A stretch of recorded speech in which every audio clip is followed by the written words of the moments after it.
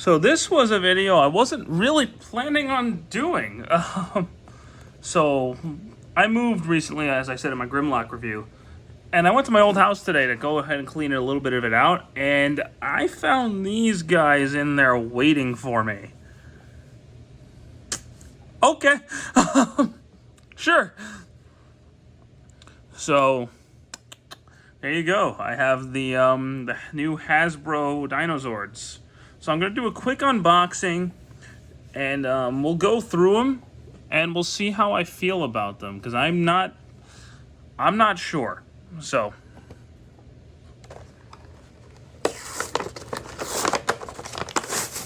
I'm not gonna keep the boxes, but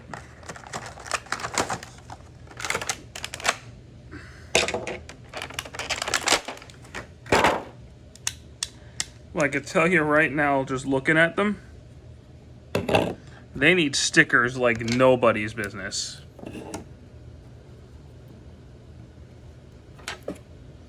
Oh, and they feel cheap. They feel cheap. Oh boy. Okay. So there are those guys.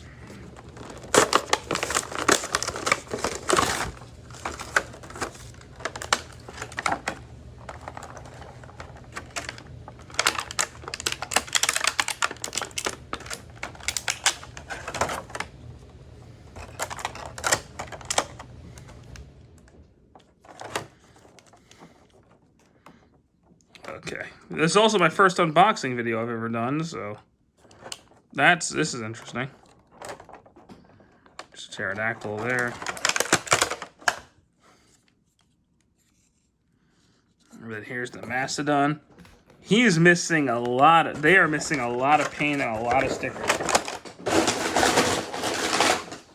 Oh man, so now granted, I get that these are made for the younger crowd. I'm not gonna critique them too harshly, because they're made for children. This isn't the Soul of Chogokin Megazord. This isn't the Legacy. This is made for a younger crowd, so I can't critique them too harshly. I will say they need paint, like, for sure. Like, they could definitely use some paint apps, but he's got some leg movement, which is more than the original had. So, I mean, in terms of the playability, it might actually be there. So, here, let me back them up a little bit, and we'll focus on them one by one. So, they come in 3 sets, as you saw. It comes with the legs, the chest, and then the main body. So, the saber-tooth tiger and the Triceratops are in one set. The Mastodon Pterodactyl are in another set. And then the Tyrannosaurus is in there with a sword. So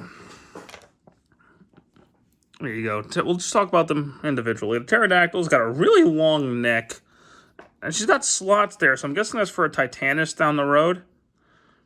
It doesn't look awful. I mean, it's about on par with the I'd say this is probably about on par with the initial 2010 release, honestly. So there's that. I mean, they're small, and I'm not gonna compare them like the Soul of Chogokin or anything like that, because that's not fair. But they could definitely, I know there's a sticker sheet out, which I'm probably going to buy. But they don't look off. They don't look terrible. Like, the molding is there, and the infamous Hasbro screw holes are everywhere. But I mean, again, they don't look that bad in person.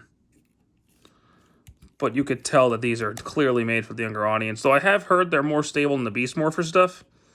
I haven't collected. The only Beast Morphers toys I ever bought were like a Red Ranger, and I think the Cruise figure.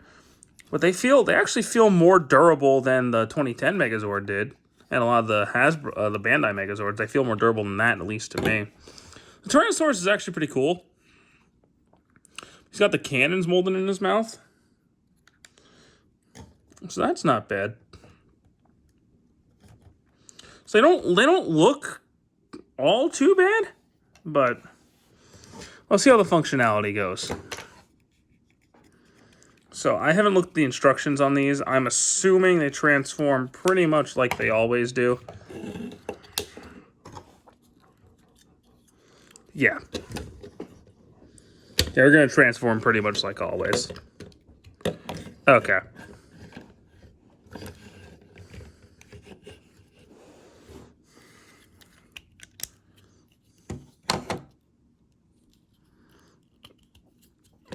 Yeah, so I'm not going to really go super in-depth with the transformation.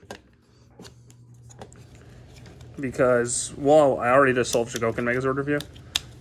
And holy crap.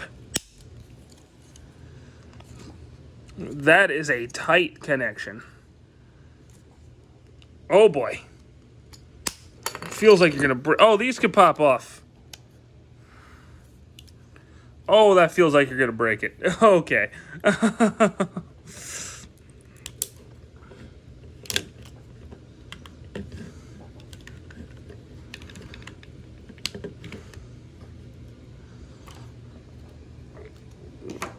But yeah, the transformation, from what I've gathered, is pretty much just par for the course.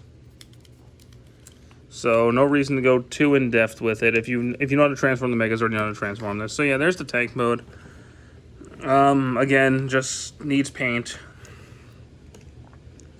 But it's not. I mean, again, it's the tank mode, but it needs paint and stickers like nobody's business.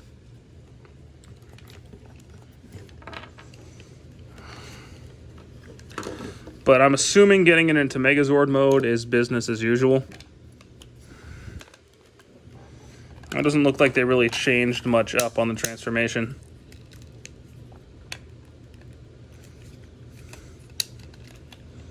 Well, those are definitely not Zord Builder ports, by the way. So don't even try. Yeah, this is pretty much par for the course for a Megazord.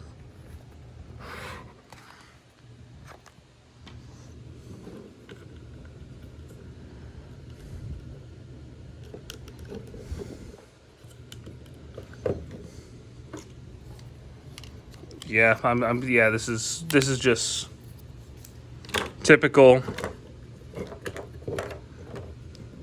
par for the course Megazord transformation.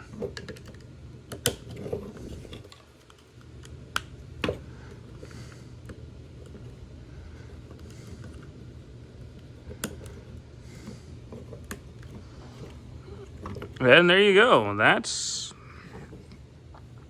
your Megazord. So, like I said, look-wise, it's not that bad. It looks like the Megazord. So really no complaints on the look department aside from, you know, the lack of paint and stickers. But, I mean, it's not all that expensive. Like, the whole set's $40. That's not a crazy expensive amount. But you also have, there's more articulation in here than a typical Megazord. Because he has elbows and he's got a bicep. I mean, the arms can go out too. So he actually does have some posability. Can the head turn? No, the head can't turn. That would have been cool. I mean, his legs spread out a little bit. So, I mean, you can get him into like a little bit of a pose. But nothing fancy. So, yeah, like I said, this isn't really a full review. I'm probably not going to do a full review. But, you know, from the little bit I've played with it, oh, and he has a, no, he doesn't. So,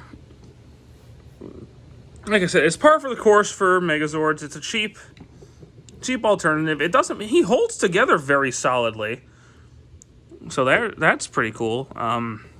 So this is something you'd pick up for like your little brother or your kid if you want a good Megazord. If you want a cheap Megazord toy, because all the other alternatives are super expensive for this design. $40 really isn't bad. He's got some decent pulsability. There's a lot of play value to it, and it's gonna look good as a display piece. It's not that guy. You know what I mean? It's not him. So, but it's not bad. Like, it's surprisingly okay. He feels small. He looks small. But if you're like an adult collector, you want something to just dick around with at your desk, it's really not that bad. I am probably going to get the sticker sheet, though, to make him look a little bit better. I don't know. I might. We'll see what happens. But I think that's going to be it for this video, guys. I hope you enjoyed it. Again, this isn't that bad. It's okay. It's not the best toy in the world. I assume I assume there's going to be a Megazord and a Titanus along the way. So, I'm sure I'll end up picking those up too if they're not that expensive. I imagine Titanus is going to be no more than $50. But not that bad of a price. Not bad. Not a terrible figure. It's not great either. Like, if you just want a Megazord, if you want a Megazord and you don't want to spend a lot of money, here you go. The best Megazord possible is that dude up there. That's the Megazord you want to get if you can afford one. But again, this isn't bad. I can't stress that enough. This isn't bad. He's fun. He looks okay. The combined mode actually looks pretty good for the most part. Like, the only things I really need for the combined mode are the leg stickers right there. Everything else looks pretty okay. So thanks so much for watching this unboxing / like mini review. It's like, But have a good one, guys. Take care.